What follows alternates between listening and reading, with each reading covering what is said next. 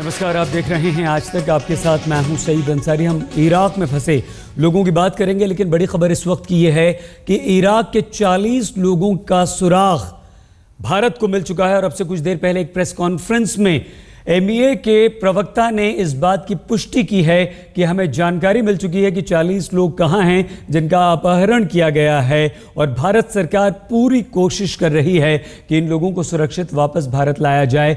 10,000 लोग पूरे हिंदुस्तान के जो इराक में हैं, उनकी चिंता भी भारत सरकार को है। इराक में फंसे 40 लोगों के परिजन इधर परेशान हैं। दिन रात उन्हें अपनी औलाद की चिंता लगी रहती है। पिछले 3-4 दिनों से किसी का किसी से कोई संपर्क नहीं हो सका है। जिन 40 लोगों का अपहरण हुआ, उनमें से तलवंडी जिले के बटाला गांव के 3 लोग भी शामिल हैं। बेटा हजारों मील दूर चल रहे एक देश में फंसा हुआ है, तो भला मां को चैन कैसे पड़े।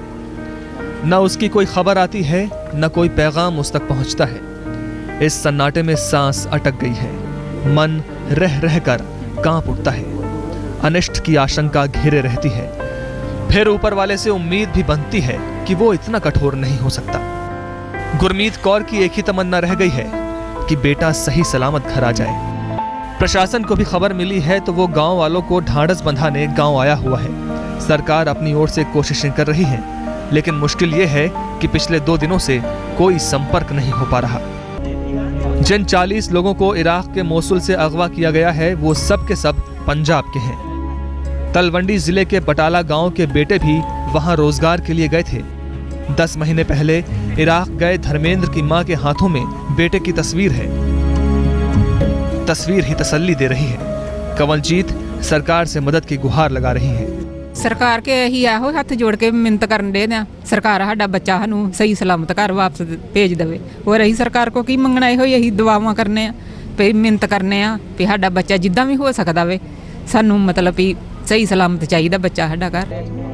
गांव का चेहरा मुरझा गया है। सब एक जगह इकट्ठे बैठे हैं, एक दूसरे को हिम्मत बंधा रहे हैं कि बेटा जरूर लौटेगा।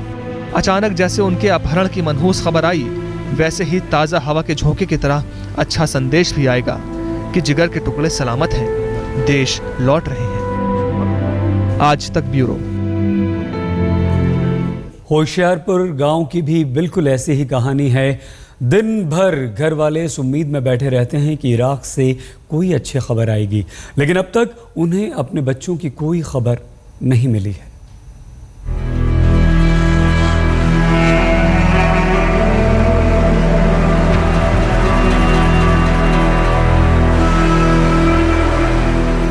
पंजाब के होशियारपुर का ये गांव भी उसी फिक्र में सर खपा रहा है कि इराक में फंसे बेटे का क्या हाल होगा।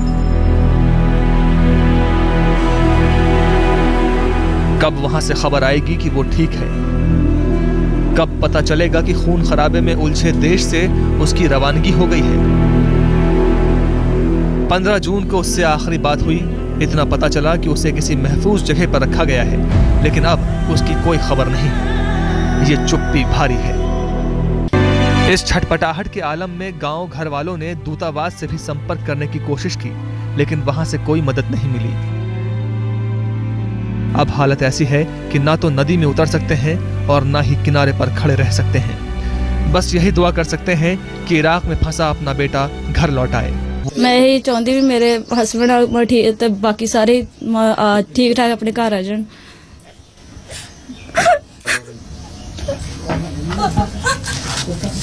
इस महिला के सब्र का पुल टूट गया है। गोद में नन्ही सी औलाद है और जान हजारों मील दूर अटकी है। चिंता खाई जा रही है कि पति किस हाल में होंगे। जिन जिन घरों की ये दुखद कहानी है, वहां एक जैसी तस्वीर है। न दिन को चैन है, न रात को नींद। सभी पास पास बैठे रहते हैं। हर पल किसी अच्छी खबर का इंतजार रहता है। आज तक ब्यूरो। तो ये हाल है। घर वाले सिर्फ इंतजार कर रहे हैं। इराक में हालात लगातार ख़राब हो रहे हैं। ISIS का कई सारे शहरों पर कब्जा हो रहा है। बगदाद की तरफ ये आतंकवादी बढ़ रहे हैं। इराक ने अमेरिका से अपील की है कि इन आतंकवादियों के ठिकानों पर हवाई हमले करे। दूसरे अरब देशों से भी मदद इराक ने मांगी है। भारत सरकार अपने लोगों की फिक्र में लगी हुई है। पूरी की पूरी जानकारी हासिल करने में भारत सरकार कोई कोर कसर नहीं छोड़ रही। विदेश मंत्री सुषमा स्वराज ने भी यह कहा है कि हम कोई कमी नहीं छोड़ेंगे। और सबसे अच्छी बात यह है कि भारत सरकार को इन 40 अपहृत लोगों की जानकारी मिल चुकी है, उसकी लोकेशन मिल चुकी है। तो इराक में हो रहे खून खराबे के बीच वाराणसी भी सहमी हुई है। वहाँ मौजूद एक मदरसे जवादिया अरबी से पढ़ाई करने के बाद इस्लामिक शिक्षण संस्थाओं में पढ़ने गए लगभग 30 छात्र भी इराक में ही फंसे हुए हैं। इराक में रहने वाले मदरसों के छात्रों और देश के लोगों की सलामती के लिए यहाँ पर दुआएं चल रही हैं। तो यहाँ के छात्र भी हैं, 30 ये छात्र हैं जो इराक में हायर एजुकेशन के लिए गए थे और ये छात्र भी वहाँ फंसे हुए हैं।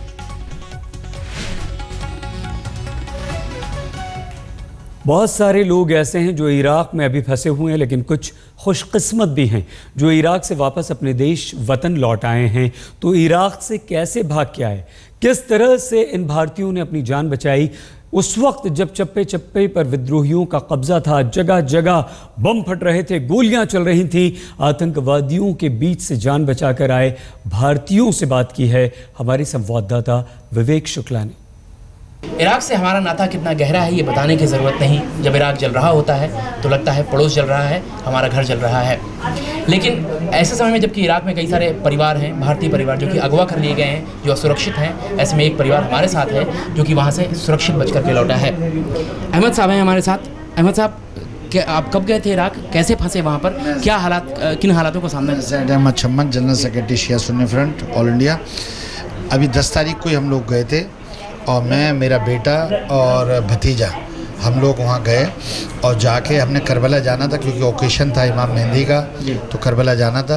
रास्ते से ही हमको महसूस होने, यहाँ तक कुछ नहीं पता था, रास्ते से महसूस होने लगा। हाँ, हमारे साथ बस में कुछ 16 लोग और थे इंडियन ही जो हमारे मिलने वाले थे। उनसे तो मेरी गाड़ी अलग आ गई थी, लेकिन उन्होंने बीच में ही एक रास्ते में गाड़ी रुकवा दी आर्मी वालों ने, करबला और नजफ़ के बीच में, एयरपोर्ट के उसमें। उन्होंने कहा यहाँ आज तक तो मेरे साथ हुआ नहीं, अब क्या हो रहा, इधर ले जाइए जंगल में।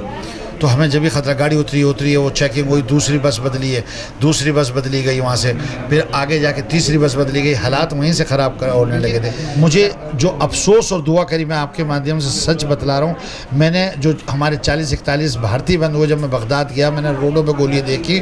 वहाँ जाके, वहाँ भी हमारी एक दरगाह है, वहाँ गया मैं ज़ियारत करने, तो वहाँ ज़रूर मैंने दुआ करी। जब मुझे वहाँ तक नहीं पता था, करबला तक जब मैं आ रहा था 2 दिन पहले, ये मेरे ख्याल से 14-15 तारीख की बात है, जब मैं वहाँ पहुँचा हूँ तो वहाँ लोगों ने मुझे बतलाया, मेरे दोस्तों ने, कि आपके भारतीयों को अगवा कर लिया। तो मैंने कहा क्या मारा तो नहीं उनको? कि नहीं, मारा नहीं। वो अरब था, उसने बताया कि नहीं, मारा नहीं है उनको, सुरक्षित है। मेरे साथ अरबी बोलने वाले थे, वहाँ बातचीत हुई, चाय पी हमने। मैंने कहा भाई आप भी चलो मेरे साथ, अंदर चलते हैं दरगाह में, उन भारतीय हिंदुओं के लिए दुआ करें ताकि वो उनके माँ बापों से वो लोग मिल लें। मैंने वहाँ दुआ करी। फिर दुआ करने के बाद मैं चला तो गाड़ी पे जो अलग सीन देखा है बगदाद की सड़कों पे, मैं खुद टेररिज्म के कोई 20 साल से ख़िलाफ़ हूँ। हमेशा मैंने पाकिस्तान के हाईजैक को हमेशा मैंने आवाज़ उठाई है।